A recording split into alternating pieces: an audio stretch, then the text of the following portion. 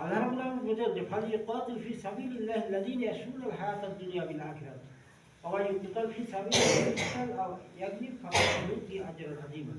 দুনিয়ার জীবনে সুখ সুবিধাকে যারা আখিরাতের বিক্রয় করে দিতে পারে শুধু তারাই দিনের পথে সংগ্রাম করার যোগ্য। আর দিনের পথে সংগ্রাম করে যারা শহীদ হয় অথবা বিজয় হয় তাদের উভয়ের জন্য রয়েছে বিশেষ পুরস্কার। পেছনে সাহাবারা দেখেন কোন সাহাবী তারা দেখেন যে হযরতে উসমান গনি রাদিয়াল্লাহু আনহু কি বিশাল সম্পদের মালিক ছিলেন না, কি তার শেষ জীবনে তার অবস্থা কি ওই সম্পদ কি সে ব্যয় করেছে না পুঞ্জীভূত করেছে? ব্যয় করেছে। এবার কি আল্লাহ রাব্বুল আলামিন আরো বলতে দেখেন আল্লাযীনা ইউনফিকুনা ফিস সাররাত ওয়াল কাযিমিনাল গায়জ ওয়াল আফিনা আনিন নাস ওয়াল্লাহু ইউহিব্বুল মুহসিনিন। যে যারা সচ্ছলতা অসচ্ছলতা সর্বাবস্থায় দান করে, মানুষকে ক্ষমা করে, রাতকে দমন করে, এই